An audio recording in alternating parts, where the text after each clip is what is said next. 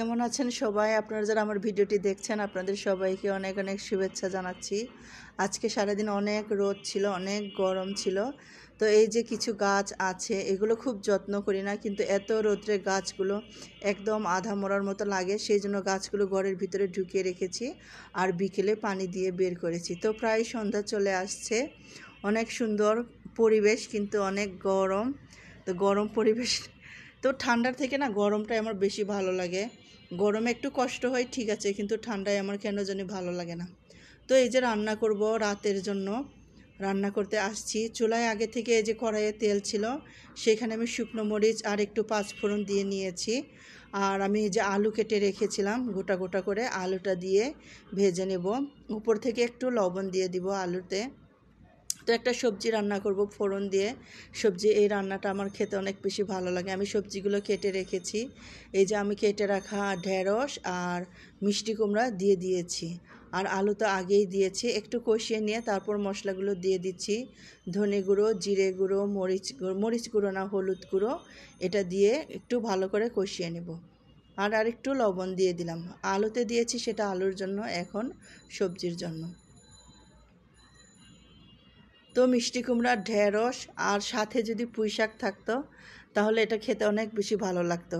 মানে আমার কেন জানি ঢেঁড়স, মিষ্টি কুমড়া আর পুঁই শাকের কম্বিনেশনটা অনেক বেশি ভালো লাগে। তো সবজিটা কিন্তু আমি খুব ভালো করে কষিয়ে নিয়েছি। এর মধ্যে সবজি কষানো হয়ে গেলে এর মধ্যে আমি পানি দিয়ে দিয়েছি। এখন এটাকে ঢেকে রান্না করব। আর আরেকটা চুলায় আমি একটু মুরগির মাংস রান্না করব। তো মাংসটা একটু রান্না করছি সকালেও যেন থাকে, কারণ সকালে একটু ব্যস্ত থাকি ছুটির দিনে, সবাই একটু দেরি করে ঘুম থেকে উঠে আর একটু অলস লাগে, সেই জন্য রান্নাটা একটু বেশি করে করছি। মুরগির মাংস বেশি মানে কি একটু মোটামুটি বেশি, অত বেশিও রান্না করছি না। সকালে একটু রুটির সাথে যদি একটু ঝোলও থাকে না, খেতে অনেক বেশি ভালো লাগে। আর শুক্রবার ছুটির দিনে আরও অনেক বেশি অলস লাগে, কিন্তু শুক্রবার ছুটির দিনেও কিন্তু বাসায় থাকতে পারি না, সকাল সকাল বাচ্চাদেরকে নিয়ে বের হতে হয়। তো তেলে পেঁয়াজটা দিয়ে, পেঁয়াজটা যখন নরম হয়ে আসছে এর মধ্যে আমি আদা রসুনের পেস্টটা দিয়ে দিয়েছি। তারপর এখানে রান্নার যা যা গুঁড়ো মশলা লাগে সবগুলো গুঁড়ো মশলা অল্প অল্প করে দিয়ে দিচ্ছি। আর সব সময় যেটা হয়, মাংসের মশলা আমি রান্নায় ব্যবহার করি। আমার সব রান্নাতেই আমি আসলে মাংসের মশলা দিই। আমার আসলে মাংসের মশলা দিয়ে রান্না করা খাবার খেতে আমার নিজের অনেক ভালো লাগে। কেন জানি মনে হয় কি মাংসের মশলা দিয়ে রান্না করলে টেস্টি হয়। সবজিতেও দিই, মাছেও দিই। তো এরকম করে সব মশলা দিয়ে খুব ভালো করে কষিয়ে নিচ্ছি। আমি মাংস আর আলু একসাথে কেটে রেখেছি। তো কষাতে কষাতে আমার মনে হলো যে মশলাটা হয়তো একেবারেই কম হয়ে গেছে, কারণ প্রায় আমি হাফ চামচের মতো করে দিয়েছি। তো আবার আমি সবগুলো মশলা হলুদ বাদে হাফ চামচ করে দিয়ে দিয়েছি। হাফ চামচ বাদে মানে কি, ধনে গুঁড়ো, জিরে গুঁড়ো আর মাংসের মশলা। তারপর আমি দিয়েছি এখানে হলুদ গুঁড়ো আর গরম মশলা। তো পরবর্তীতে যেগুলো অ্যাড করেছি সেটা হলো ধনে গুঁড়ো, জিরে গুঁড়ো আর মাংসের মশলাটা দিয়ে খুব ভালো করে কষিয়ে নিচ্ছি।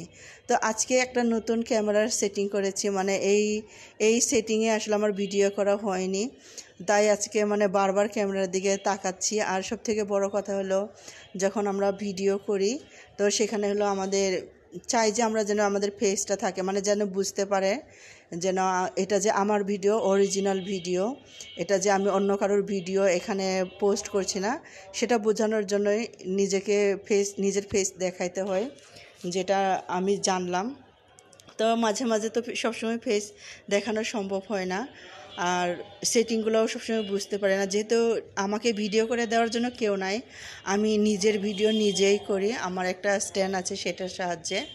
তো আজকে প্রথমবারের মতো এই সেটিংয়ে কাজ করছি। তো পরবর্তীতে দেখি আরও কোনো ইমপ্রুভ করতে পারি কিনা, চেষ্টা করে যাচ্ছি। তো এই যে আলু আর মাংস দিয়ে খুব ভালো করে এটাকে কিন্তু কষিয়ে নিয়েছি। আর এইদিকে কিন্তু আমার সবজি রান্নাটাও হয়ে আসছে, এটা প্রায় হয়ে আসছে। আর অল্প একটু পানি শুকিয়ে গেলে এটা নামিয়ে নিতে পারবো। তো এই রান্নাটা কিন্তু খেতে ভালোই হয়েছিল, হালকা করে গরমের মধ্যে। আর পুঁই শাকটা দিতে পারলে আমার বেশি ভালো লাগতো, কিন্তু আসলে পুঁই শাক বাসায় ছিল না। তো এই যে ঢেকে কিছু সময় রান্না করে এটা কিন্তু নামিয়ে নিব। আর এদিকে আমার কিন্তু মাংসটাও অনেকটাই কষানো হয়ে গেছে, একটু পানি দিয়ে কিন্তু মাংসটা আমি কষাচ্ছিলাম। তো মাংসটা কষানো হয়ে গেলে এখানে আমি আরেকবার পানি দিয়ে এটাকে অল্প করে রান্না করে নিব, তারপর এটা নামিয়ে নেব। একদম ঝোল ঝোল করে রান্না করব। তো আমার ভিডিওগুলো যদি ভালো লাগে অবশ্যই লাইক কমেন্টস করে আমার এই ভিডিওগুলো শেয়ার করে দেবেন আপনাদের ফ্রেন্ডস এবং ফ্যামিলির মাঝে। আর জীবন যেমনের সাথে থাকবেন। সবাই অনেক বেশি ভালো থাকবেন, সুস্থ থাকবেন।